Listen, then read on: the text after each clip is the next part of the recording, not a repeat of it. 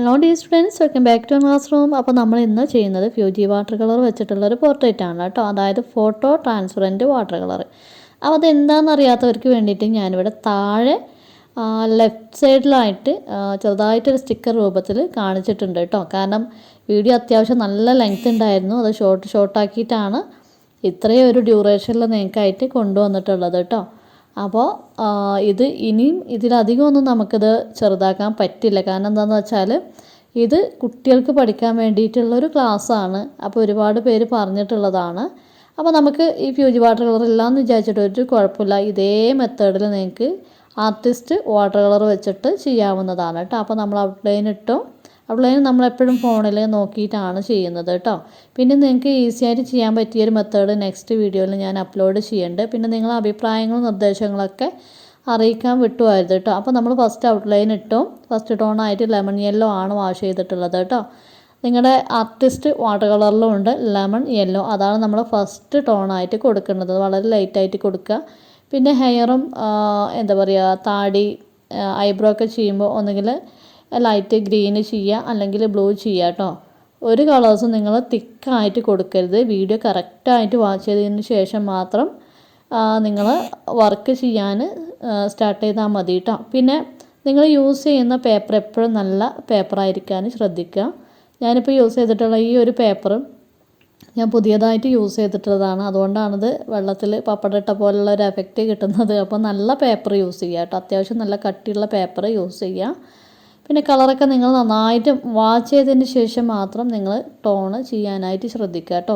പിന്നെ പോർട്രേറ്റൊക്കെ നമ്മൾ step by സ്റ്റെപ്പായിട്ട് ചെയ്തെങ്കിൽ മാത്രമാണ് വൃത്തിക്ക് അത് ആയി കിട്ടുള്ളൂ കേട്ടോ. പിന്നെ ഈ ഒരു പിക്ചർ നിങ്ങൾക്ക് അത്രയ്ക്ക് അങ്ങോട്ട് മനസ്സിലാവുന്നുണ്ടാവില്ല കളർ. കാരണം എന്താണെന്ന് വെച്ചാൽ പേപ്പർ നന്നായിട്ട് നനഞ്ഞ് പൊതിർന്നിട്ടുണ്ട്.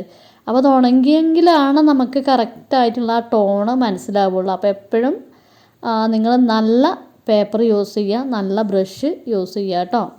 പിന്നെ പറയാൻ വിട്ടുപോയി, നമ്മൾ പോർട്രേറ്റ് ചെയ്യാൻ വേണ്ടിയിട്ട് റൗണ്ട് ബ്രഷാണ് യൂസ് ചെയ്യേണ്ടത്, ഫ്ലാറ്റ് ബ്രഷ് അല്ല കേട്ടോ. അപ്പോൾ തീരെ അറിയാത്തവർക്ക് വേണ്ടിയിട്ടാണിത് പറഞ്ഞിട്ടുള്ളത് കേട്ടോ. അപ്പോൾ നമ്മളെപ്പോഴും ലൈറ്റ് ടോണായിട്ട് ഫസ്റ്റ് ടോണ് വെക്കുക. അപ്പോൾ നമ്മൾ ഏതൊക്കെ കളേഴ്സാണ് യൂസ് ചെയ്തിട്ടുള്ളത്?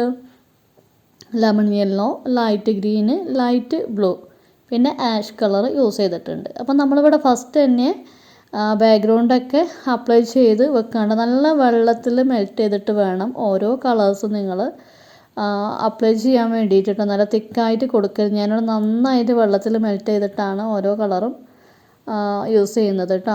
അപ്പോൾ എപ്പോഴും മാക്സിമം നിങ്ങൾ വലിയ ബ്രഷ് യൂസ് ചെയ്യുക ഫസ്റ്റ് ടോണ് ചെയ്യാൻ വേണ്ടിയിട്ട് കേട്ടോ.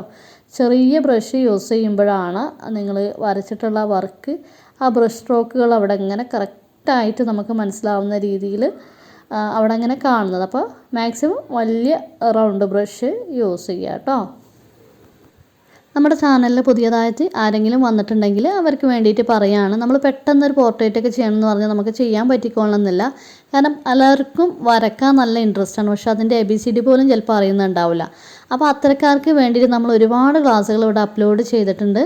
അപ്പോൾ നിങ്ങൾ ചാനലിൽ കയറിയിട്ട് പ്ലേലിസ്റ്റ് എന്നുള്ളൊരു ഓപ്ഷൻ ഉണ്ട്, അവിടെ ഒന്ന് പോയിട്ട് ചെക്ക് ചെയ്ത് നോക്കുക. അതായത് ബേസിക് സ്റ്റെപ്പ് മുതലുള്ള ക്ലാസ്സുകൾ അവിടെ എലമെൻറ്റ്സ് ഓഫ് ആർട്ട് എന്നുള്ള ഒരു പ്ലേലിസ്റ്റാക്കി ക്രിയേറ്റ് ചെയ്ത് വെച്ചിട്ടുണ്ട്. എലമെൻറ്റ്സ് ഓഫ് ആർട്ട് എന്ന് പറഞ്ഞാൽ വളരെ ഇമ്പോർട്ടൻ്റ് ആയിട്ടുള്ള ക്ലാസ്സുകളാണ് കേട്ടോ. പിന്നെ എല്ലാവരും ബിഗിനേഴ്സ് ആയിക്കൊള്ളണം എന്നില്ല, ചിലർ കുറച്ചൊക്കെ ചെയ്യുന്നവരായിരിക്കും, ചിലരോ കുറച്ചധികം ചെയ്യുന്നവരും ആയിരിക്കും. അപ്പോൾ നിങ്ങൾ എന്ത് ചെയ്യുക, അതിൽ ഒരുപാട് പ്ലേലിസ്റ്റുകളുണ്ട്. കളർ പെൻസിൽ പഠിപ്പിക്കുന്നുണ്ട്, പെൻസിൽ ഡ്രോയിങ്, ഷെയ്ഡിങ്, അതേപോലെ acrylic painting, oil painting, craft, അങ്ങനെ പല ഐറ്റംസ് പഠിപ്പിക്കുന്നുണ്ട്. പിന്നെ അതേപോലെ ചെറിയ കുട്ടികൾക്ക് നമ്മുടെ ഈ വലിയ വർക്കുകളൊന്നും ചിലപ്പോൾ ചെയ്യാൻ പറ്റിക്കൊള്ളുന്നില്ല. അപ്പോൾ അത്തരക്കാർക്ക് വേണ്ടിയിട്ട് സിമ്പിൾ ഡ്രോയിങ് എന്നുള്ളൊരു പ്ലേലിസ്റ്റ് അവിടെ ക്രിയേറ്റ് ചെയ്ത് വെച്ചിട്ടുണ്ട്.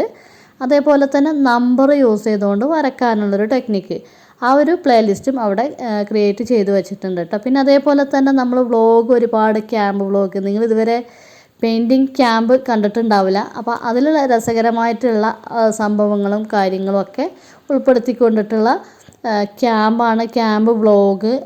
അതേപോലെ തന്നെ വ്ളോഗ് എന്ന് പറയുന്ന വേറെ സെപ്പറേറ്റ് എന്താ പറയുക പ്ലേലിസ്റ്റ് ഉണ്ട്. അപ്പോൾ അതൊക്കെ ഒന്ന് ചെക്ക് ചെയ്ത് നോക്കിയിട്ട് നിങ്ങൾ അഭിപ്രായങ്ങൾ പറയുക. നിങ്ങൾ നന്നായിട്ട് പ്രാക്ടീസ് ചെയ്യുക എന്നുള്ളതാണ് കേട്ടോ. അപ്പോൾ നമ്മളിവിടെ ഏകദേശം വരച്ച് ടോൺസും കാര്യങ്ങളൊക്കെ ചെയ്ത് നന്നായിട്ട് ഡ്രൈ ആയിട്ടുണ്ട് കേട്ടോ ഇപ്പോൾ പേപ്പറൊക്കെ. അപ്പോൾ നമ്മളിപ്പോൾ ഹെയറാണ് ചെയ്യുന്നത്. ഹെയർ അതേപോലെ ഐബ്രോ, താടി, മീശയൊക്കെ ചെയ്യുമ്പോൾ ഉണ്ടല്ലോ ആ ഒരു ഇമേജ് റെഫർ ചെയ്തിട്ടാണല്ലോ നമ്മൾ ചെയ്യുന്നത്. അപ്പോൾ അത് ഏത് ഷേപ്പിലാണോ കിടക്കുന്നത് അത് നോക്കിയിട്ട് അതേ ഷേപ്പിൽ ചെയ്യാൻ വേണ്ടിയിട്ട് ശ്രദ്ധിക്കുക. പിന്നെ നമ്മളെ വീഡിയോയിൽ കുറച്ച് സ്പീഡ് ഉണ്ടാകും, കാരണം അത് ഞാൻ സ്പീഡ് കൂട്ടിയതാണ്. സ്ലോയിൽ തന്നെയാണ് അത് ചെയ്യുന്നത് കേട്ടോ. അപ്പോൾ നമ്മളിവിടെ 1.5 മണിക്കൂറിൻ്റെ ഒരു വീഡിയോ ആണ് ഇപ്പോൾ നിങ്ങൾക്ക് ഏകദേശം ഒരു 15 മിനിറ്റിൽ ഷോർട്ടാക്കിയിട്ട് തന്നിട്ടുള്ളത് കേട്ടോ. അപ്പോൾ നമുക്ക് എപ്പോഴും easy and simple and humble രീതിയിലാണ് നമുക്ക് എപ്പോഴും വേണ്ടത്. പക്ഷേ ഒരു മിനിറ്റിലൊക്കെ നമ്മൾ ഈ വീഡിയോ ഒതുക്കിയാൽ, എനിക്കൊരു വീഡിയോ ആകും, പക്ഷേ അത് ചെയ്ത് പഠിക്കുന്നവർക്ക് അതുകൊണ്ട് യാതൊരു ഗുണവുമില്ല. അപ്പോൾ അതുകൊണ്ട് നമ്മൾ മാക്സിമം ഷോർട്ടാക്കിയിട്ടുണ്ടെങ്കിൽ കൂടി പഠിക്കുന്ന കുട്ടികൾക്ക് ഹെൽപ്പാവുന്ന രീതിയിൽ തന്നെയാണ് വീഡിയോ ക്രിയേറ്റ് ചെയ്തിട്ടുള്ളത് കേട്ടോ. അപ്പോൾ ഇതിലേറെ നമുക്ക് ഷോർട്ടാക്കാൻ കഴിയൂല, അതുകൊണ്ടാണ് കേട്ടോ. നമ്മളിവിടെ താടി, മീശ, ഐബ്രോ അതേപോലെ ഹെയർ ചെയ്യാൻ വേണ്ടിയിട്ട് ഫസ്റ്റ് ടോണായിട്ട് യൂസ് ചെയ്തിട്ടുള്ളത് ലൈറ്റ് ഗ്രീനാണ്. ലൈറ്റ് ബ്ലൂവും നിങ്ങൾക്ക് യൂസ് ചെയ്യാം കേട്ടോ. ഏത് കളർ യൂസ് ചെയ്യുകയാണെന്നുണ്ടെങ്കിലും ലൈറ്റായിട്ട് വേണം അപ്ലൈ ചെയ്യാൻ വേണ്ടിയിട്ട് കേട്ടോ. പിന്നെ ഫസ്റ്റ് ടോണിൽ തന്നെ നന്നായിട്ട് വെള്ളം വാഷ് ചെയ്തിട്ട് വേണം ഫസ്റ്റ് ടോൺ ഇടാൻ വേണ്ടിയിട്ട്. നമ്മൾ വെള്ളം കുറക്കുമ്പോഴാണ്, അതായത് വാട്ടർ കളറിൽ വെള്ളം കുറക്കുമ്പോഴാണ് അവിടെയും ഇവിടെയൊക്കെ ഉണങ്ങുമ്പോൾ മാർക്ക് വീണിങ്ങനെ കിടക്കുന്നത്. ഇപ്പോൾ നമ്മൾ ലിപ്സാണ് ചെയ്യുന്നത്. ലിപ്സ് പലരും ചെയ്യുന്നത് കണ്ടിട്ടുണ്ട്. റെഡ് അതേപോലെ പിങ്കും ഒക്കെ ലിപ്സിന് കൊണ്ടുപോയി കൊടുക്കും മെയിൽ ഫിഗറിന്. ഒരിക്കലും അങ്ങനെ ചെയ്യരുത്. ബ്രൗൺ ആണ് കേട്ടോ, ലൈറ്റ് ബ്രൗൺ ആയിട്ട് നമ്മൾ ഫസ്റ്റ് ടോൺ ഇട്ടിട്ടുണ്ടായിരുന്നു. സെക്കൻഡ് ടോൺ ആണ് ഇപ്പോൾ ചെയ്തുകൊണ്ടിരിക്കുന്നത്. സെക്കൻഡ് ടോണും വലിയ ഡാർക്കിൽ ഇടരുത് കേട്ടോ. പിന്നെ ലാസ്റ്റ് ഇതൊക്കെ ഉണങ്ങി വരുമ്പോൾ നമുക്ക് ആ പിക്ചറിൽ നോക്കുമ്പോൾ തന്നെ അറിയാൻ പറ്റും എവിടേക്കാണ് ഡാർക്ക് കൂടുതലുള്ളത് എന്ന്. അപ്പോൾ അതിനനുസരിച്ചിട്ട് വേണം ചെയ്യാൻ വേണ്ടിയിട്ട് കേട്ടോ. നമ്മൾ മീശ അതേപോലെ ഐബ്രോ ഇതൊക്കെ അതിൻ്റെ ഷേപ്സിനനുസരിച്ചിട്ട് തന്നെ സാവധാനം വരക്കണേ. കാരണം നമുക്ക് സ്പീഡ് കൂടുമ്പോൾ പെട്ടെന്ന് തീർന്നു പോകുന്നല്ലാതെ വൃത്തിക്ക് ഫിനിഷഡ് വർക്ക് കിട്ടില്ല കേട്ടോ. അപ്പോൾ ശ്രദ്ധിച്ചിട്ട് ചെയ്യുക. ഒരുപാട് ടോൺ ഇടുമ്പോഴാണ് നമുക്ക് നല്ലൊരു പിക്ചർ, ഒരു ഫിനിഷഡ് വർക്ക് കിട്ടുക കേട്ടോ.